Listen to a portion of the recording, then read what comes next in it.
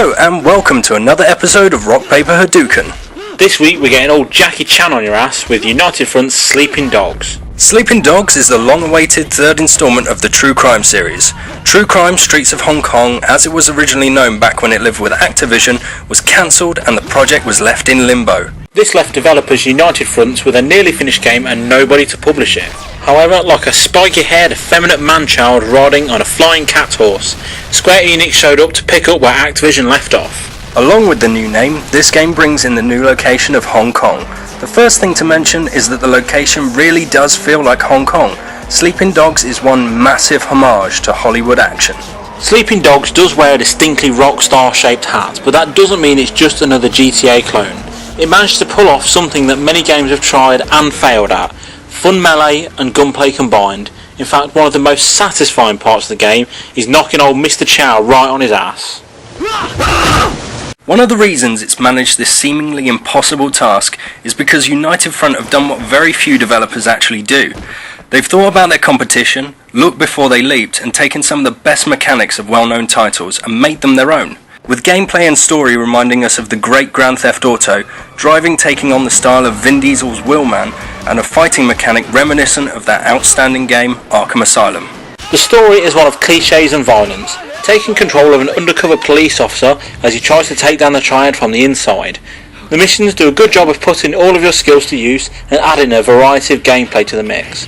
From free running for a stoned filmmaker to driving around a movie star in the back of your car, nothing ever really breaks the mould, but you will be kept entertained throughout the whole game.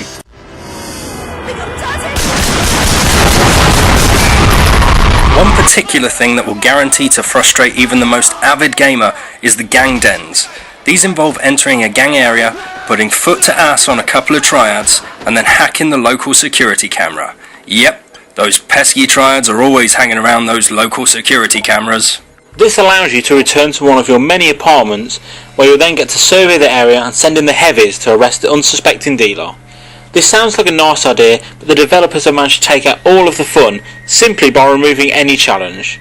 The problem is that spotting the dealer is like spotting the Austrian women's shot put champion in a beauty salon. Here's a little tip.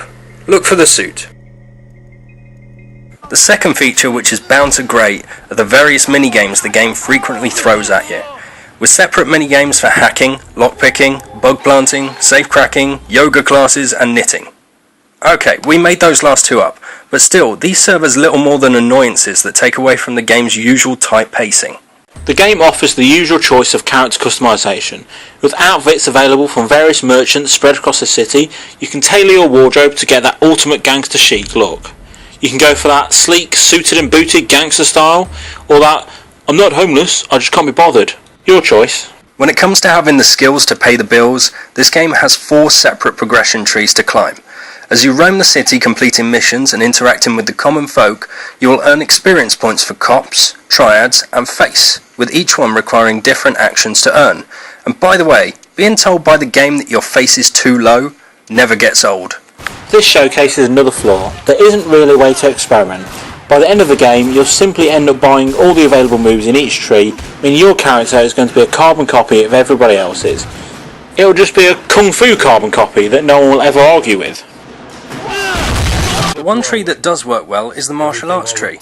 Scattered through the city are 20 jade statues, and finding these and returning them to your former teacher prompts a prep talk and a lesson where you can learn the new move, and beat the living crap out of his students. Along with the hand-to-hand combat, the game also brings to the table elements of gunplay. The best feature this introduces is the ability to slow down time. Whereas other games like Max Payne allow this at the push of a button, Sleeping Dogs is much more contextual, with the game automatically jumping into slow motion when you vault an obstacle and aim down the sights for that extra bit of John McClane in all of us. And with every enemy taken out in super slow-mo, extra time is added to your Chinese bullet time, making it possible to chain together and take out entire rooms of enemies like a Wachowski-Wu love child. All in all, Sleeping Dogs is a victory. While it doesn't reinvent the wheel, the game does do enough to distinguish itself from the competition. The controls are solid and the gameplay is enjoyable, with only a few annoyances mainly coming from the minigames.